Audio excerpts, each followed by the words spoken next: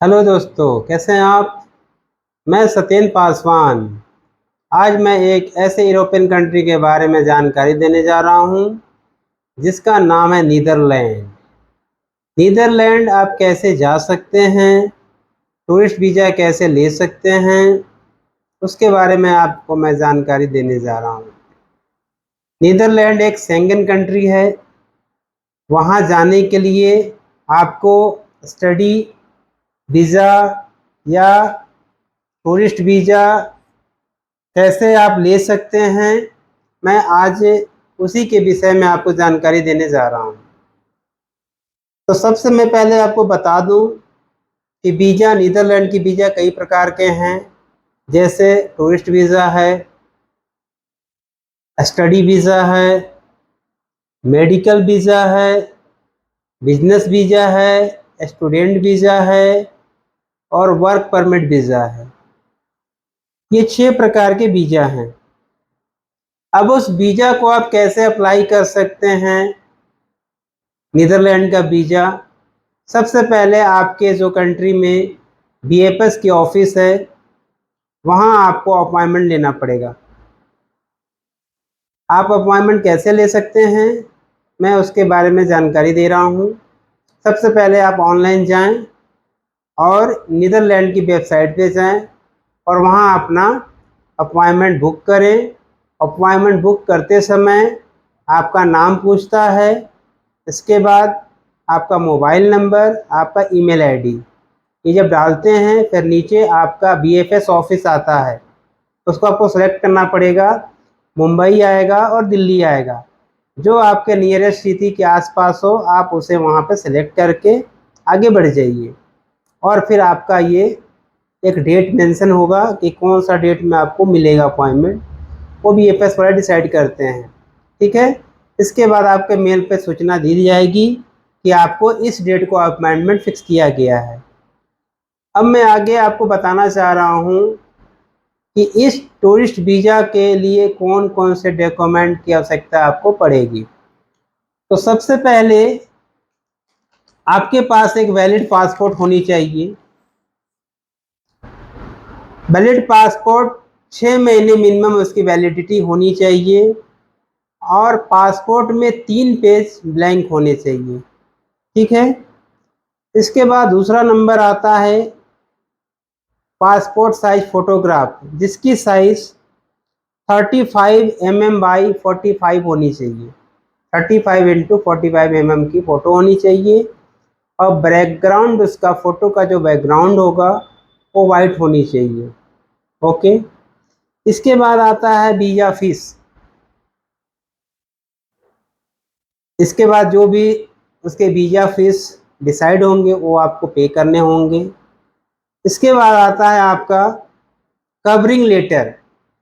अगर आप tourist visa apply कर रहे हैं तो टूरिस्ट वीज़ा में एक कवर लेटर भी बनाना पड़ता है। उसमें ये मेंशन करना पड़ता है कि आप नीदरलैंड में कौन कौन सा डेस्टिनेशन घूमेंगे, आपका कहाँ कहाँ प्लानिंग है, कितने दिन का प्लानिंग है, वो सारी चीज़ उसमें मेंशन होंगे।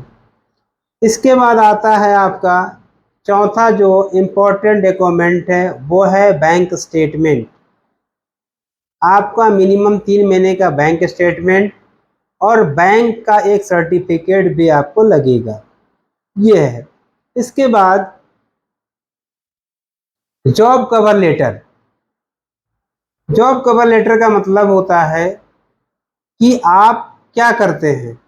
सपोज आप एक एम्प्लॉई हैं तो आपको जॉब कवर लेटर भी बनाना पड़ेगा कि मैं इस कंपनी में काम करता हूँ, उस कंपनी में मैं इस पद पे कार्यरत हूँ, कितने साल से मैं काम कर रहा हूँ, वो सारे उसमें मेंशन करने पड़ेंगे।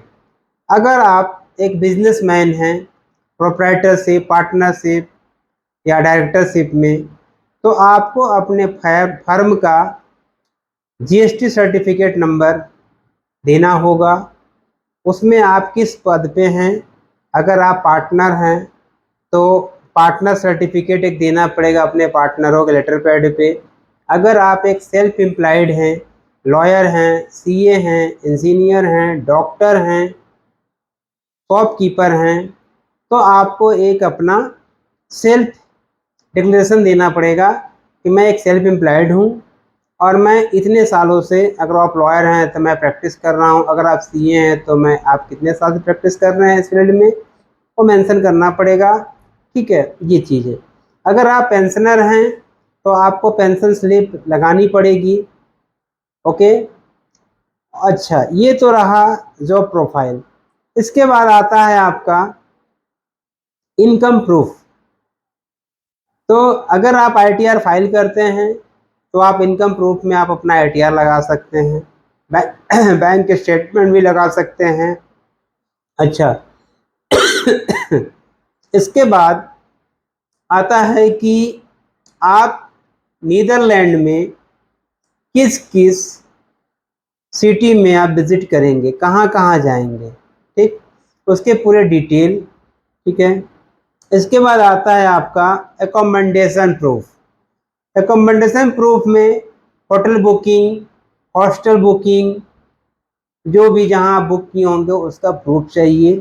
ठीक है, कंफर्म बुकिंग का प्रूफ चाहिए, डमी नहीं चलेगा। इसके बाद आता है आपका फ्लाइट डमी टिकट। बीएफएस में आप डमी टिकट लेके जाइएगा, आपको कंफर्म टिकट लेके नहीं जाना है। हो सकता है आपका वीज़ा रिजेक्ट हो जाए, तो फिर क्या करेंगे, इसलिए डमी टिकट लेके जाइए। जैसे ही आपका वीज़ा अप्रूवल होता है तो फिर आप टिकट अपना ले सकते हैं। इसके बाद आपका आता है ट्रैवल इंश्योरेंस।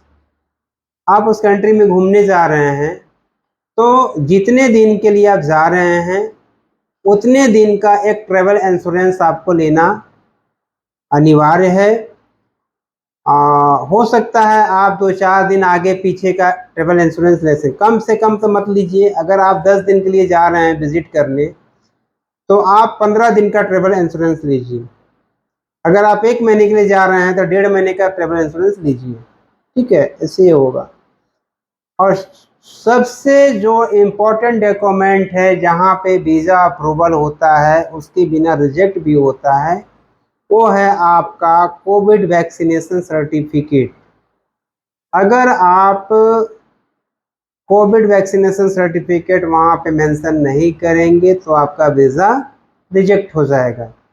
तो ये आप जान लीजिए कि कोविड वैक्सीनेशन सर्टिफिकेट इम्पोर्टेंट है, और उसका जो सर्टिफिकेट कॉपी है वो सेल्फ अटेस्ट करके वहाँ बीएफएस वालों को आपको दिखाना पड़ेगा, शो करना पड़ेगा कि आपने कोविड का पूरा डोज ले लिया है या नहीं लिया है।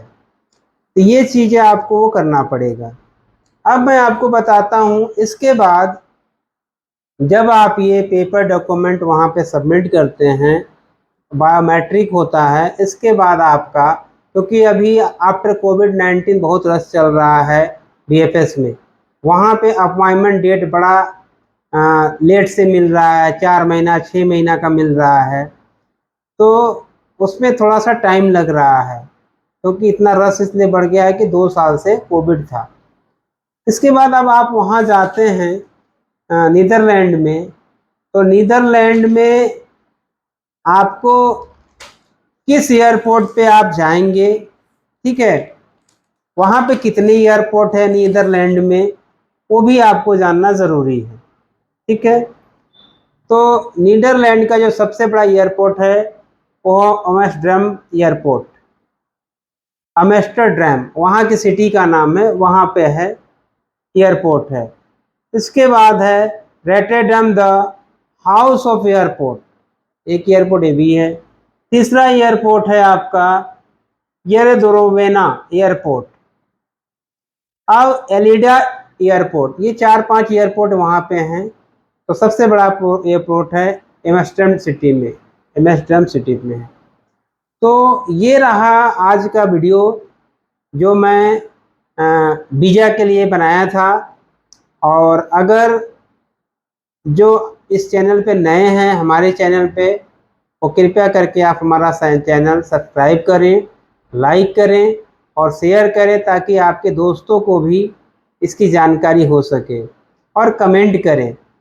और मैं आगे इसी तरह इन्फॉर्मेटिव वीडियो लेके आता रहता हूँ। तो आप बने रहिए हमारे वीडियो के साथ। तो आज के लिए जय हिंद, जय Bharat. Thank you so much.